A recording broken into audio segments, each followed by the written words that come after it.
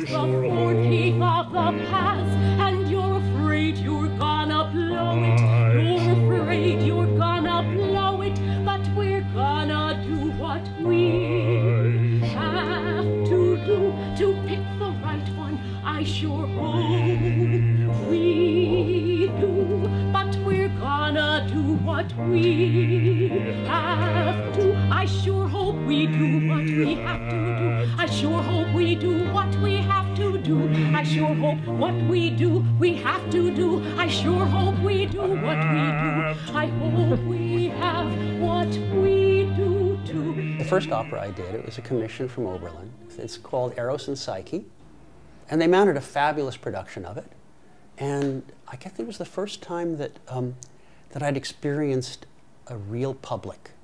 You know, when you write in a university setting and you write sort of new music things, it's for a particular group of people who either know you or are 1 or 2 degrees of separation, and they're kind of committed to this particular world.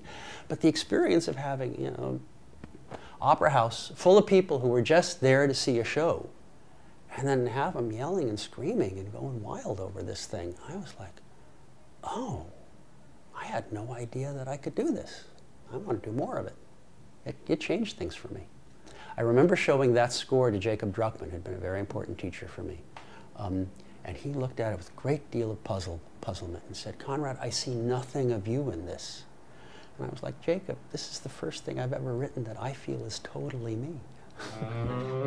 By keeping things exactly the way that they are, we'll find truth in the smallest things that are just as good as the big ones that keep this country great.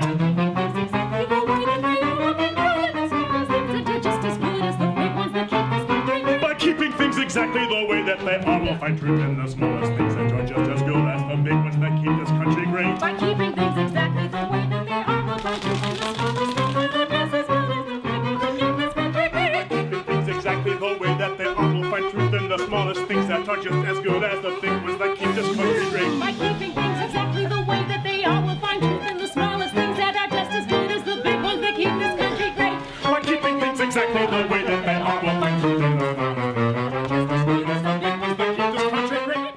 I like conversations.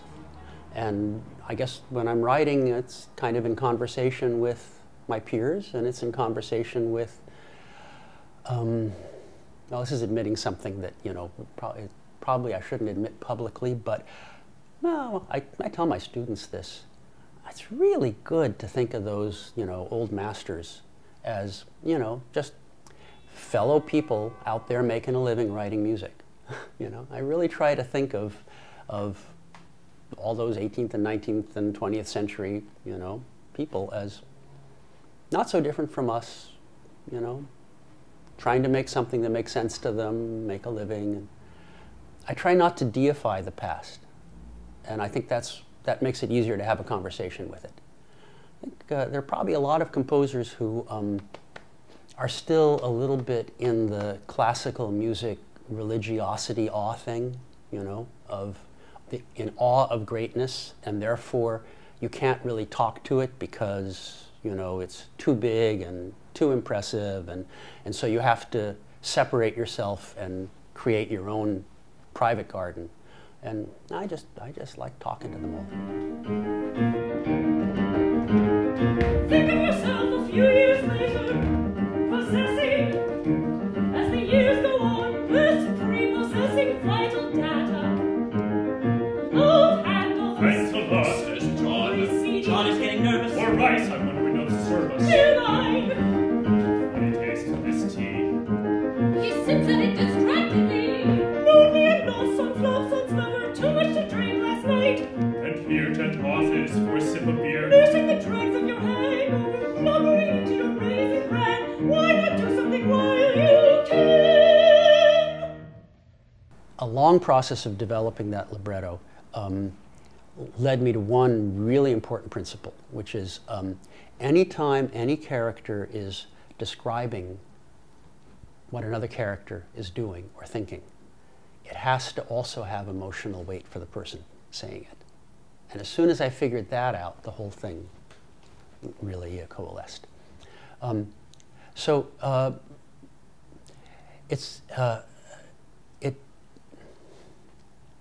it's paradoxical that it works so strongly, because you would think that the structure where you're moving in and out of first person, where people are talking to each other, but sometimes they're even referring to themselves in the third person, you would think that it would have a distancing effect, but it just doesn't seem to.